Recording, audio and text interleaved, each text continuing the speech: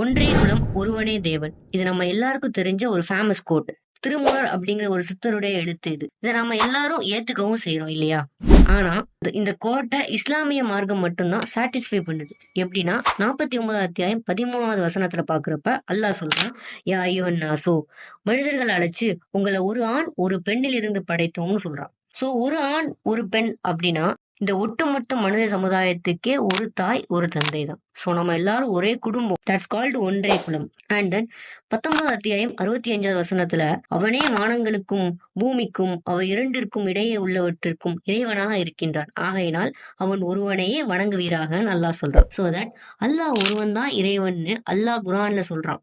இங்க ஒருவனே தேவன் அப்படிங்கிறது ப்ரூவ் ஆயிடுச்சு. இன்னும் நம்ம திருக்குறளை திருப்பி பாக்குறப்ப தனக்கு ஓமை இல்லாதான் தாழ் சேர்ந்தார் கல்லால் மனக்கவலை மாற்றல் அரிது அப்படின்னு வள்ளுவர் சொல்லியிருக்காரு.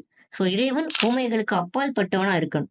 இதேதான் திருக்குறான்லயும் சூரத்துல் இஹ்லாஸ்ல 112வது அத்தியாயத்துல அல்லாஹ் ஒருவன், அவன் தேவையற்றவன் அப்படின்னு சொல்லிட்டு நம்மளால பார்க்க முடியுது. சோ ஒரு இறைவன் தான் இருக்கணும், ஒரு நாட்டுக்கு ஒரு பிரதமர் தான் இருக்காரு இல்லையா? 21வது அத்தியாயம் 22வது வசனத்துல அல்லாஹ் சொல்றான், வான் பூமி ஆகிய இவற்றில் அல்லாஹ்வை அன்றி வேறு தெய்வங்கள் இருந்திருந்தால் நிச்சயமாக இவை இரண்டும் அழிந்தே போயிருக்கும். சோ ஒரு இறைவன் இருக்கிறது தான் கரெக்ட் வே. ஓகே, சோ இஸ்லாம் எப்படி இந்த ஒன்றே குலம் ஒருவனே தேவன்கிற கோட்டை நிரூபிக்குதுன்னு பார்த்துட்டோம். ஆனா இஸ்லாம்னா என்ன? வாட் இஸ் இஸ்லாம்?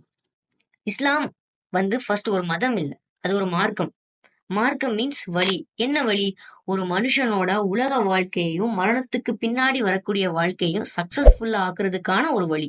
இன்ன தீன ஐந்தல்லாஹில் இஸ்லாம், நிச்சயமாக இஸ்லாம் தான் அல்லாஹ்விடத்தில் ஒப்புக்கொள்ளப்பட்ட மார்க்கமாகும் அப்படின்னு 3வது அத்தியாயம் 19வது வசனத்துல அல்லாஹ் சொல்றான். மேலும் 3வது அத்தியாயம் 85வது வசனத்தை பாக்குறப்ப இஸ்லாம் அல்லாத வேறு மார்க்கத்தை யாராச்சும் விரும்பினாங்கன்னா அது அவங்க கிட்ட இருந்து ஏற்றுக்கப்பட மாட்டாதுன்னு அல்லாஹ் சொல்றான். அண்ட் தென் 5வது அத்தியாயம் 3வது வசனத்தை பாக்குறப்ப இன்றைய தினம் உங்களுக்காக உங்கள் மார்க்கத்தை பரிபூரணமாக்கி விட்டேன், மேலும் நான் உங்கள் மீது என் அருட்கொடையை பூர்த்தியாக்கி விட்டேன், இன்னும் உங்களுக்காக நான் இஸ்லாம் மார்க்கத்தையே இசைவானதாக தேர்ந்தெடுத்துள்ளேன் அல்லாஹ் சொல்றான். எல்லாம் வச்சு பாக்குறப்ப இஸ்லாம் முஸ்லிம்களுக்கு மட்டுமல்ல ஒட்டுமொத்த மனித சமுதாயத்துக்கே உரித்தானது அப்படின்னு நம்மளால புரிஞ்சுக்க முடியுது.